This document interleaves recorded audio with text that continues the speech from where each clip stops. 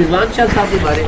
जो शख्स रिश्वतखोरी में इन्वॉल्व था, आप अंदाज़ा कीजिए कि वो शख्स हमें उनको बता रहा था कि ये भी है, इसने वीडियो बनाई थी, इसको मारे, इसको मारे। वो शख्स बाहर जाके हमारे ड्राइवर्स को भी बुला के अंदर ले आया कि अंदर सारे मामला ठीक हो गए, आप भी अंदर आ जाए। तो वो शख्स लीड कर रहा था इस सारी मार कुटाई को।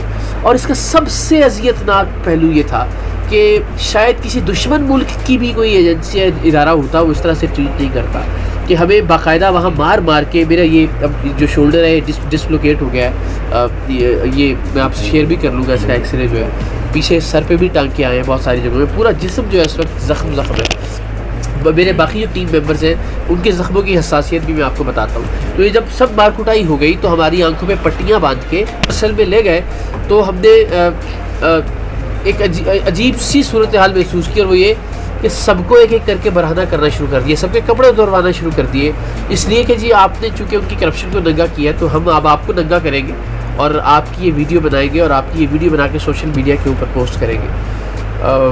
थोड़ी देर के लिए लगा कि बहुत एम्बैरेसिंग है, और किस लिए है, मेरी अपनी पर्सनल किसी कॉज के लिए, क्या मैं कोई ज़ाती लड़ाई लड़ रहा था, क्या मेरा कोई ज़ाती इनाद था किसी के साथ, कोई ज़ाती दुश्मनी थी कि मुझे इतना जलील किया जाए कि मेरी टीम के सामने मेरे कपड़े उतारे जाएं और फिर मुझे कहा जाए घूमो, और घूम के भी वीडियो बनाई जाए और फिर सीधे तरीके से भी वीडियो बनाई जाए, फिर बाकी टीम को भी बरहना किया जाए, नंगा किया जाए मेरे सामने। कुछ वक्त के लिए थोड़ी एम्बैरेसिंग सूरत हाल थी, लेकिन फिर दिल ने कहीं ये आवाज़ दी कि नहीं, आप अगर आप अपने मुल्क की खातिर कर रहे हैं, नेक नियति अल्लाह ताला की ज़ात जानती है, तो ठीक है, फिर सब कुछ बर्दाश्त करना पड़ता है। सर तन से जुदा हो जाते हैं, दार पे खींचा जाता है, आपको खाल खिंचवा दी जाती है, तो ये तो बड़ी मामूली बात है। सो ये फेस किया। देन मारपीट चलती रही और सब बरहना हालत में वहाँ 3 से 4 घंटे तक रहे, अनटिल प्राइम मिनिस्टर ऑफिस से इन्वॉल्व हुआ। वज़ीर आज़म साहब का बहुत शुक्रिया, डॉक्टर शहबाज गिल ने बड़ा अहम रोल प्ले किया, बट जो रिकॉर्डिंग्स थी वो सारी उससे पहले डिस्कार्ड कर दी गई थी, कैमरे तोड़ दिए गए थे। बाकी अगर मोबाइल से कोई रिकॉर्ड कर रहा था तो मोबाइल भी तोड़ दिए गए थे। लेकिन अल्हम्दुलिल्लाह अच्छी बात यह है कि जो ये बर्बरियत करने वाले थे डायरेक्टर रिजवान शाह, वो भी मुअत्तल हो गए, उनके साथ 5 लोग और भी मुअत्तल हुए। लेकिन अगर मैं इक़रारुल हसन नहीं हूँ तो इसका मतलब है कि ये इदारा इतना ताकतवर है, इतना फिरऔन, इतनी रऊनियत। आप सोचिए ज़रा कि अगर आप टीवी वाले एक बंदे को, जिसके बारे में आपको पता है कि यार शोर मचेगा, टीवी पे खबर आएगी, कोई पॉलिटिकल जो पर्सनैलिटी है वो इन्वॉल्व होगी, उसको आप नंगा कर रहे हैं, उसको आप करंट के वो लगा रहे हैं झटके। हमारे कुछ मेंबर्स के जो आज़ा हैं जी, वीडियो तो बना रहे हैं, और वीडियो भी एंगल्स बनवा के क्या, और पिस्टल के जोर के ऊपर।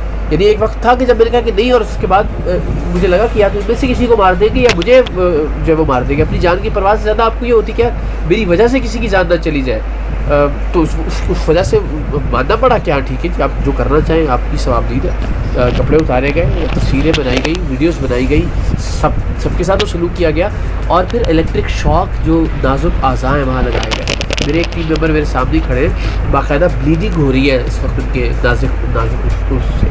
दूसरे टीम मेंबर हैं, वो इस वक्त दूसरे हॉस्पिटल उनको भेज रहे हैं कि वो भी एक शदीद तकलीफ़ और कर्ब में मुब्तला है। सबसे ज़्यादा तकलीफ दे मरहला था हमारे ऑडियो इंजीनियर, गुर्दे की तकलीफ़ में मुब्तला है। तो जब उनको बाकायदा घुसे और लातें मारी गई तो वो वहाँ पे तड़प रहे थे, तकरीबन बेहोश हो गए थे, उल्टियाँ कर रहे थे। उसके बावजूद इतनी बदबख्ती, इतनी फिरौदियत, इतनी कोई नाराज़गी, इतना कोई ज़ाती इनाद कि एक हमारे करप्ट भाई को आपने आपकी जरूरत कैसे नहीं कि आप उसके खिलाफ वीडियो बनाए, करप्ट भाई को आप बेनकाब करें कि उस शख्स को पेन किलर तक लगाने की इजाज़त नहीं दी गई। मैंने देखा कि आपने जो करना था हमारे साथ कर लिया, जो करना चाहे करें, आपने नंगा करना था कर लिया, आपने मारना पीटना था मार पीट लिया, हड्डियाँ तोड़ दी, खून निकाल दिया, टांके लगवा दिए, लेकिन इस अल्लाह के बंदे को सिर्फ किसी डॉक्टर को दिखा दे, ये तक नहीं किया गया वहाँ पर। और ये कहीं इंडिया में नहीं हो रहा था हमारे साथ, किसी और जगह पे नहीं, ये हमारे अपने लोग थे। और आप सोचें आप शहरी के साथ ये क्या करते होंगे। तो हमने अपना फ़र्ज़ पूरा किया। उन साहिब की आईबी के जो इंस्पेक्टर हैं उनकी रिश्वतखोरी की वीडियो भी मौजूद है। बाकी ज़ाहिर जो हमें मारा पीटा गया, वो अगर इस मुल्क के बाकी इदारे थोड़ा सा कोशिश करें तो वो CCTVs जितनी भी हैं उनसे निकाल, अगर हमने कोई ज़्यादती की है वहाँ पे तो भी CCTV लेके आएँ और कौम के सामने रखें कि देखें जनाब ये टीम सरेआम थी। क्योंकि आईबी का ऑफिस है ना, बहुत बज़ाहिर कहते हैं कि जी आपने सिक्योरिटी उनका वो सिक्योरिटी तो ये थी कि हम एक सिक्योरिटी लैब से इटसेल्फ कि हम अंदर चले गए और कोई पूछने वाला नहीं था वहाँ पे। हर जगह एक एक इंच सीसीटीवी की सर्वेलेंस में है। अगर हमने कोई चीज़ गलत की है, अगर हम लाउड हुए हैं, अगर हमने कोई बदतमीज़ी की है, अगर हमारी तरफ से कोई हाथ उठाया गया है, मैं चैलेंज करता हूँ कि आईबी जो है ना वो उस सीसीटीवी फुटेज को लेके आ जाए मंजर आम के ऊपर। और अगर दूसरी तरफ से मामला हुआ है तो फिर जो बाकी इदारे हैं उनको ये चाहिए कि वो सीसीटीवी फुटेज जो है वो सामने लेके आएँ ताकि अंदाज़ा हो सके कि कितनी वहशत और कितनी बर्बरियत के साथ टीम सरेआम के साथ ये सलूक रवा रखा गया। और मेरा ख्याल है कि ये शायद पाकिस्तान की तारीख़ में ऐसा कभी नहीं हुआ होगा।